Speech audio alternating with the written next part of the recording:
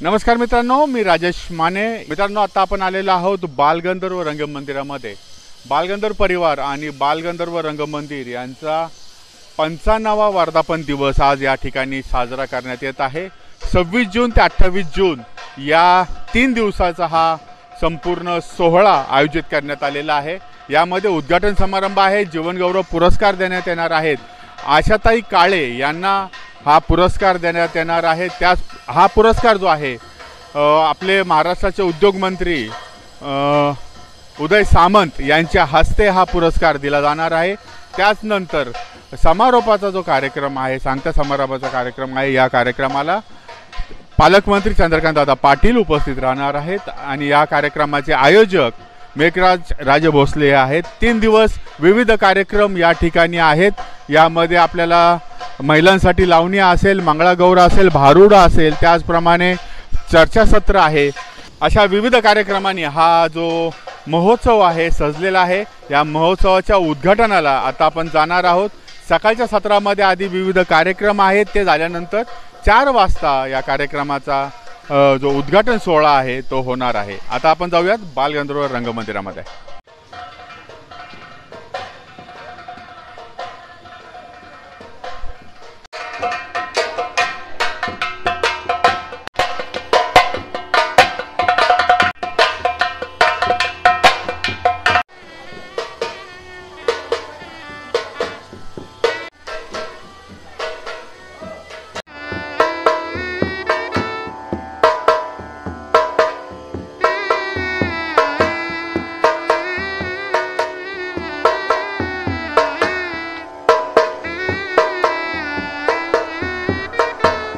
मित्रांनो, या बालगंधर्व महोत्सवाचे आयोजक मेघराज राजे भोसले आपल्या बरोबर आहेत।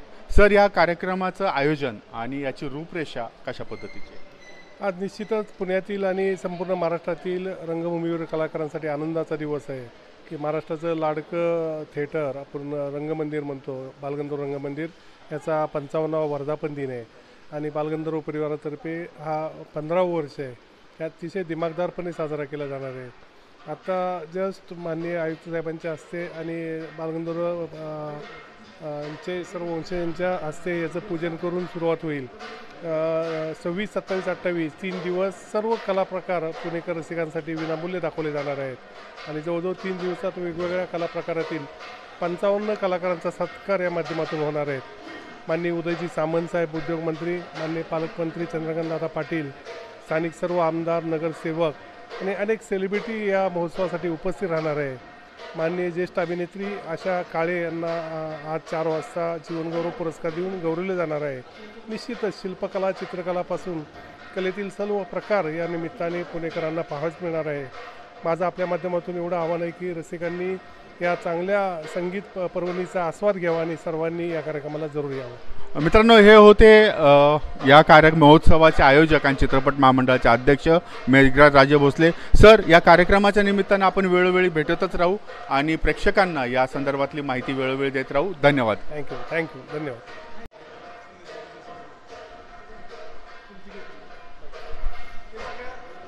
पुण्यातील जे सांस्कृतिक केंद्र आहेत, या संपूर्ण केंद्रांचे जे प्रमुख आहेत विजय शिंदे आपल्याबरोबर आहेत। सर, काय सांगाल या महोत्सवाबद्दल? आता ह्या महोत्सवाचं आता मला बालगंधर्व 2 वर्ष झालेले आहे। आता ह्या महोत्सवाचं 55 वर्ष झाले, 55 वर्ष वर्धापन दिन आहे। म्हणजे ह्या महोत्सवाचं खूप चांगला कार्यक्रम असतो, म्हणजे चांगल्या प्रकारे हे कार्यक्रम करतात आणि मेघराज भैया आहेत, त्यांचं याचं म्हणजे मोठं योगदान असतं। त्यामुळे बालगंधर्वांचं जे कार्य आहे ते लोकांपर्यंत पोहोचण्यासाठी त्याची मदत होते। मित्रांनो, शिंदेसाहेब आपल्याबरोबर आहेत। त्यांनी आता आपल्याला जे कला केंद्र आहेत यांचे ते प्रमुख आहेत, या माध्यमातून विविध ठिकाणी सांस्कृतिक कार्यक्रमाचं आयोजन आणि नियोजन केलं जातं। शिंदेसाहेब नमस्कार, आपण आमच्या चॅनलला भेट दिल्याबद्दल धन्यवाद। थँक्यू। आतमध्ये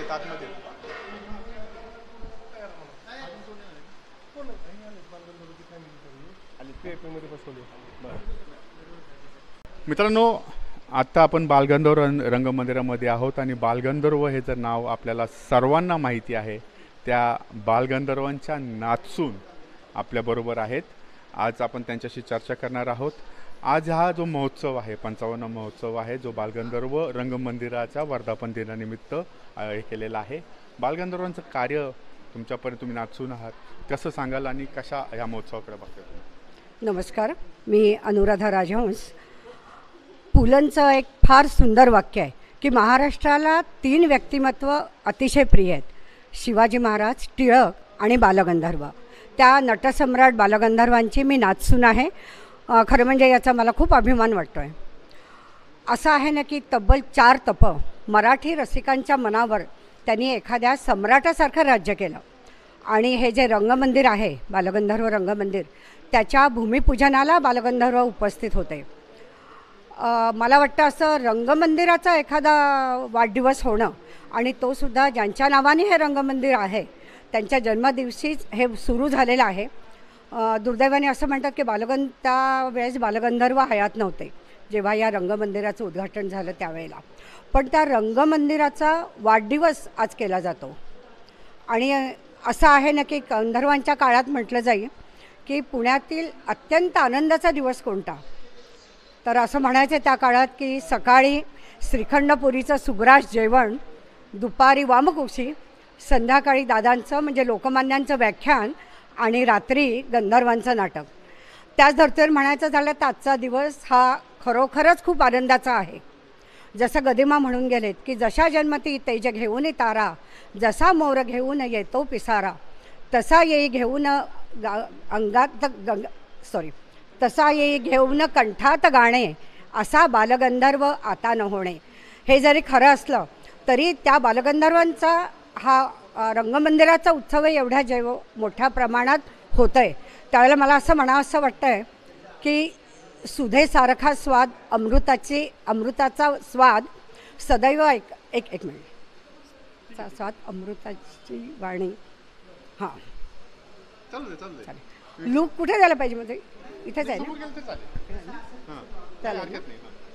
सुधेचा स्वाद अमृताची वाणी. हां, त्यामुळे जेव्हा हा महोत्सव इथे एवढ्या मोठ्या प्रमाणात सादर केला जातो आहे तेव्हा असं म्हणावंसं वाटतं आहे की सुधेचा स्वाद अमृताची वाणी, सदैव ऐकावीत बालगंधर्वांची गाणी, रसिक मनातील हा मर्मबंधाचा ठेवा, असा बालगंधर्व पुन्हा पाहावा, असा बालगंधर्व पुन्हा पाहावा. एक छोटीशी खंत आहे माझ्या मनात की ज्या रंगभूमीवर त्यांनी संगीत रंगभूमीवर एखाद्या सम्राटासारखं राज्य केलं, त्या संगीत रंगभूमीला आता थोडेसे काय म्हणायचं वाईट दिवस आलेले आहेत. आणि संगीत रंगभूमी हा आपल्या महाराष्ट्राचा ठेवा आहे. तर ही संगीत रंगभूमी जपली जावी, आम्ही आमच्याकडनं प्रयत्न करतो आहे. पण ते काय खारीचा वाटा असल्यासारखं आहे. पण ही संगीत रंगभूमीला पुन्हा बहराचे दिवस यावेत आणि बालगंधर्वांचं नाव पुन्हा त्यांच्या काळात जो रंगभूमीला सुवर्ण दिन होता तो सुवर्ण काळ पुन्हा यावा असं मला बालगंधर्वांचे कुटुंबीय म्हणून अगदी मनापासून वाटतं. धन्यवाद. मित्रांनो, नाचसून आपण ह्यांना ऐकलेलं आहे. बालगंधर्वांची नाचसून यांचं आपण जे आता ऐकलेलं आहे, म्हणजे आपलं दुर्दैव आहे की आपण बालगंधर्वांना ऐकू शकलो नाही. परंतु त्यांची जी पिढी आहे त्या पिढीमध्ये जर एवढे गुण असतील तर बालगंधर्वांमध्ये किती असतील. आपलं खरंच त्यांचं दर्शन किंवा त्यांचे गाणे ऐकणे आपल्याला शक्य झाले नाही, परंतु तुमच्या माध्यमातून थोडे का होईना बालगंधर्व आम्हाला ऐकायला मिळाले. तुम्ही आमच्या चॅनलला भेट दिली, आमच्याशी बोललात, धन्यवाद.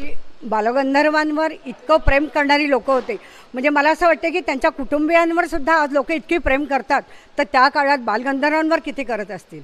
ही त्यांचीच पुण्याई आहे असं मला मनापासून वाटतं. धन्यवाद. मित्रांनो, बालगंधर्व संगीत रसिक मंडळाचे अध्यक्ष आपल्याबरोबर आहेत. सर, काय सांगाल तुम्ही ह्या महोत्सवाबद्दल? आज आम्हाला अतिशय आनंद होतो एका गोष्टीचा की ज्या पुण्यनगरीमध्ये नटसम्राट बालगंधर्वांनी अवतार धारण केला, जन्म झाला, त्यांची 135वी जयंती आज चांगल्या मोठ्या प्रमाणावर या पुणे शहरामध्ये आणि विशेष करून ह्या बालगंधर्व रंगमंदिरामध्ये ज्याचं भूमिपूजन खुद्द बालगंधर्वांनी केलेलं होतं अशा वास्तूमध्ये हा समारंभ साजरा होतो आहे.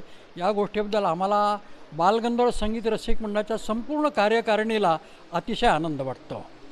आणि आता हा जो 3 दिवसाचा महोत्सव आहे, ह्या 3 दिवसामध्ये अनेक कलाकारांचे सत्कार होणार आहेत, अनेक कलाकार आपला परफॉर्मन्स दाखवणार आहेत. याबद्दल तुम्ही काय सांगाल?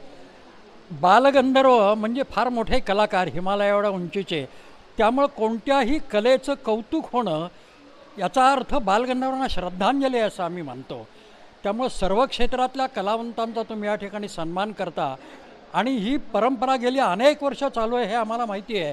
3-3 दिवस तुमचा हा महोत्सव चालतो आणि सर्व क्षेत्रातल्या कलावंतांचा अतिशय उत्तम प्रकारे आपण सर्व सन्मान करता. त्यांच्या कलेचा सत्कार हा खुद्द बालगंधर्वांचाच सत्कार आहे असंच आम्हाला वाटतं. या समारंभाबद्दल आम्हा सर्वांना फार मोठा अभिमान आहे. आयोजकांचे आभार. एक मिनिट. सुरेश साखवळकर, अध्यक्ष बालगंधर्व संगीत रसिक मंडळ, धन्यवाद. जसं कर्टन या ठिकाणी ओपन झाला उघडला तशा तुमच्या सगळ्यांच्या टाळ्या वाजल्या. याचा अर्थ या रंगमंदिरानं तुम्हा सगळ्यांना नेहमीच अगदी ज्या ज्या वेळेला तुम्ही नटसम्राट बालगंधर्वांची आठवण केली त्या त्या वेळेला तुमच्या मनाला आनंद मिळाला आणि म्हणून तुमच्या टाळ्या वाजल्यात. मी पुन्हा एकदा आपलं सगळ्यांचं सहर्ष स्वागत करतो. आणि त्यांच्या सोबत असणार आहे महाराष्ट्राचा लाडका नृत्य दिग्दर्शक मयूर वैद्य आणि सहकलाकार. नृत्य नाट्य संगीताचा अनोखा कलाविष्कार, अनोखा संगम या ठिकाणी संपन्न होतोय आणि खऱ्या अर्थाने या सोहळ्याची सुरुवात होते.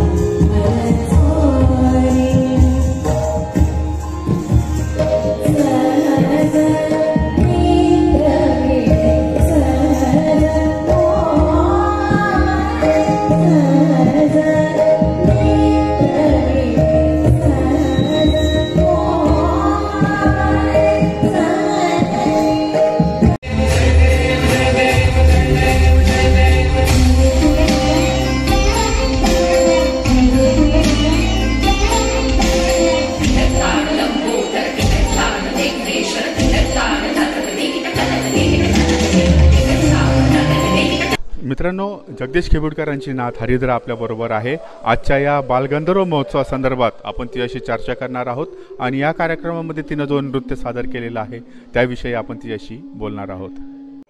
नमस्कार, मी हरिद्रा महाजनी. बालगंधर्वला 55 वर्ष पूर्ण झाल्यानिमित्ताने मेघराज राजे भोसले साहेब आणि शोभा कुलकर्णीताई यांनी आज आम्हाला आमची नृत्य प्रस्तुती करण्याची संधी दिली. त्याविषयी आम्ही त्यांचे आभारी आहोत. पुढील सर्व कार्यक्रमांना त्यांना शुभेच्छा. नमस्कार. मित्रांनो, नृत्य नाट्य संगीताचे मयूर वैद्य आपल्याबरोबर आहेत. आता आपण त्यांच्याशी बोलूयात आणि या महोत्सवासंदर्भात त्यांची प्रतिक्रिया घेऊयात. नमस्कार, मी मयूर वैद्य. आज बालगंधर्व परिवारातर्फे 55वा हा वर्धापन दिन साजरा होतो आहे. यासाठी मी अतिशय आनंद आहे की तिथे मला म्हणजे आमची नृत्यकला प्रस्तुती करण्याची आज संधी मिळाली. आज आम्ही नृत्य नाट्यसंगीत असा हा प्रयोग केलेला आहे. नाट्यसंगीतांचं वेळ तर सगळ्यांना आहे आणि खास करून गायकांना ज्यांनी बालगंधर्वांची गाणी ऐकली आहेत तर त्यांना नेहमी वाटतं की आम्ही कधीतरी परफॉर्म करावे, पण नर्तकांनासुद्धा ही कमी वाटते आणि असं वाटतं की नृत्याच्या रूपाने आम्ही ह्या बालगंधर्वांना आम्ही काय म्हणतो गुरु म्हणजे पुष्पचरणी आदरांजली असं वाहू त्यांना. आणि खरंच हाच योग आहे तो अतिशय सुंदर आहे. धनश्री कुलकर्णी गायिका, त्यांनी स्वतः नाट्यसंगीत गातात त्यामुळे त्यांच्या आवाजातनंही नाट्यसंगीतं त्यांनी मांडली आणि मी मयूर वैद्य आणि मधुरा वैद्य माझी पत्नी आम्ही ती सादर केली नृत्याच्या स्वरूपात. याच्या नृत्य आणि नाट्यसंगीत याचा जो सुंदर मिलाप केला आम्ही तो प्रेक्षकांनाही तेवढाच आवडला. कारण इथे आलेले प्रेक्षक हे बालगंधर्व प्रेमी होते आणि त्यांना हा प्रयोग अतिशय आवडला. ह्याचा मला खरंच आनंद वाटतो आणि ही सगळी म्हणजे गुरूंची कृपा आहे. हाच कार्यक्रम आम्ही 16 जूनला मोठ्या प्रमाणात करतो आहे, तर ते 16 जुलैला मोठ्या प्रमाणात करतो आहे. ते त्याचे संक्षिप्त रूप आज आम्ही त्यांच्या चरणी वाहिलं आहे. Thank you so much. मित्रांनो, हे होते पूर्वीच्या बालगंधर्वांचे जे नृत्य नाटिका होती किंवा नृत्य आविष्कार होते याची झलक दाखवणारे वैद्य सर धन्यवाद. तुम्ही आमच्या चॅनलला भेट दिलीत, आमच्याशी बातचीत केलीत. धन्यवाद. नमस्कार, मी श्रावणी धोकटे आणि ही माझी मोठी बहीण वैष्णवी धोकटे. आम्ही स्वाती विनोद धोकटे यांच्या कन्या आहोत. आम्ही आत्ता जस्ट क्लासिकल फ्युजन सादर केलं आणि या आमच्या मैत्रिणी त्यांना घेऊन ही स्वरा सुर्वे. माझं नाव कल्याणी जंगम. माझं नाव आसावरी साळवे. माझं नाव नक्षत्रा चव्हाण. मी वैष्णवी. धन्यवाद.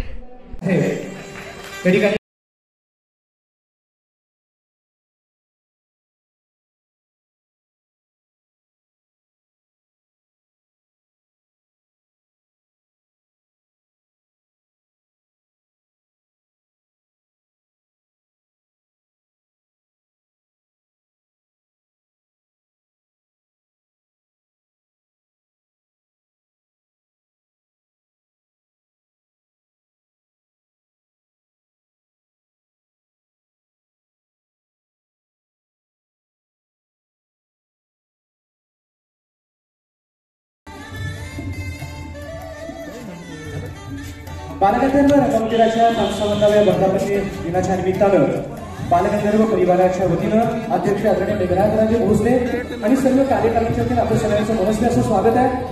आपण जाणताच की आपल्या पुण्यनगरीची शान, आपला अभिमान, सांस्कृतिक क्षेत्राचं भूषण बालगंधर्व रंगमंदिर. नटसम्राट नारायणराव राजहंस यांच्या दैदिप्यमान संगीत कारकिर्दीला मानाचा मुद्रा म्हणून त्यांची स्मृती चिरंतन राहावी म्हणून बालगंधर्व रंगमंदिर बालगंधर्वांच्या जयंतीदिनीच 26 जून 1968ला डौलानं उभं राहिलं. आजपर्यंत या रंगमंदिराला 55 वर्ष पूर्ण झालेली आहे. बालगंधर्व परिवार अध्यक्ष श्री मेघराज राजे भोसले यांच्या अध्यक्षतेखाली बालगंधर्व परिवार गेली 16 वर्ष या वास्तूचा वर्धापन दिन 16 मोठ्या दिमाखामध्ये साजरा करतोय आणि म्हणूनच बालगंधर्व रंगमंदिर 55व्या वर्धापन दिन 2023 ची सुरुवात आपल्या सगळ्यांच्या साक्षीनं या मान्यवरांच्या उपस्थितीमध्ये या ठिकाणी संपन्न होते.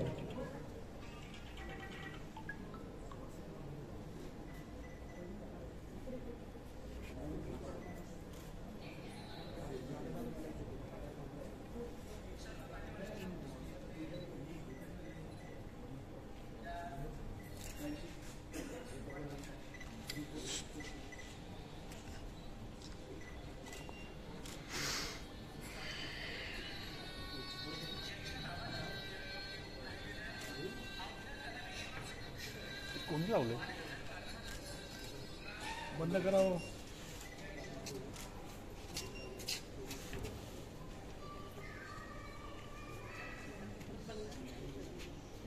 आदरणीय ताईंचा सन्मान करावा आणि आदरणीय भैयांच्या सोबतीला मी आमंत्रित करतो आदरणीय वर्षा संगमनेर चौधरी यांना की आपणही हा सन्मान करावा.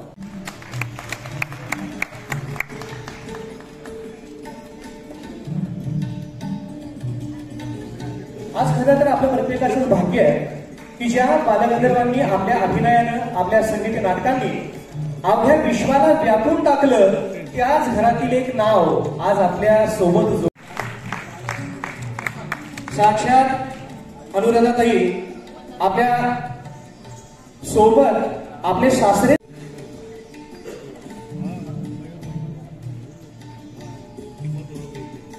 सर्व टीमला मी आमंत्रित करतो. आदरणीय निगडे सर की आपण सगळे आपल्या सगळ्यांचा सन्मान या ठिकाणी होतोय. या सगळ्यांना त्या ठिकाणी त्या सुंदर दैवताचं नाव ज्या उपकरणावर ते हे उपकरण आहे त्या सगळ्यांचा सन्मान होतोय.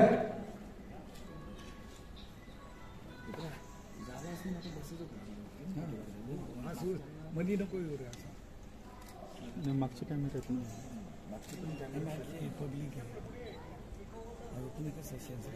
मला वाटतं आपल्या टाळ्या जोरदार झाल्या पाहिजे.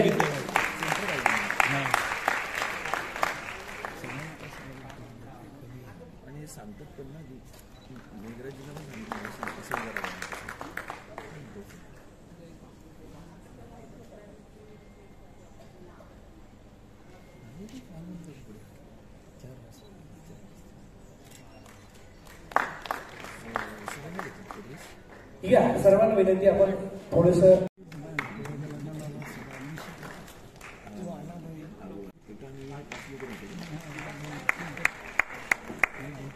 मनापासून धन्यवाद व्यक्त करतो. आणि यानंतर मी अमरीश वंदना सादर केली अशा एक फोटो घ्या, छान फोटो सर या.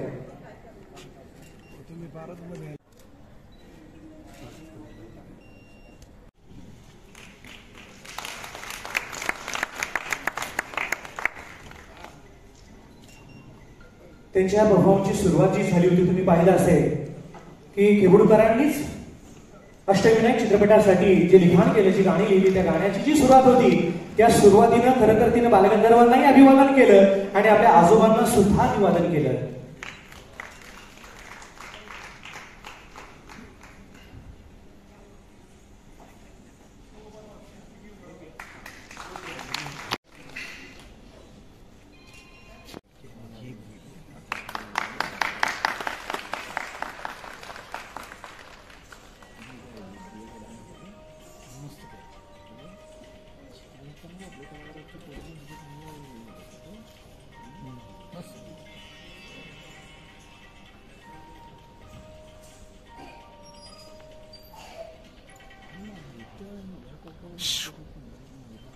मला वाटतं आपल्या टाळ्या या मुलांसाठी या मुलींसाठी जोरदार झाल्या पाहिजे. त्याचं कारण असं आहे की आमच्या पदाधिकाऱ्यांच्या या मुली आहेत आणि आमचं भविष्य, पुढील भविष्यातील हे कलाकार आहेत, त्यांचं आपण खऱ्या अर्थानं स्वागत करूयात, त्यांना शुभेच्छा आणि आशीर्वाद देऊयात.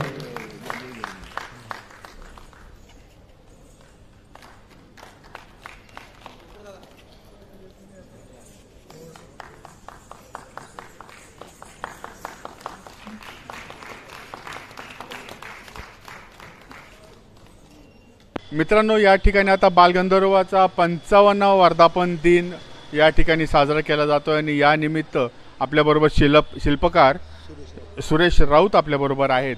आणि आपण मागं जे माझ्या शिल्प बघताय याच्यामध्ये प्रशांत दामलेंचं एक शिल्प आहे, आशा काळेंचं शिल्प आहे आणि बालगंधर्वांचं शिल्प आहे. या संदर्भातली माहिती देण्यासाठी राऊत आपल्याबरोबर आहेत. त्यांच्याकडनं आता आपण माहिती घेणार आहोत. मी सुरेश राऊत,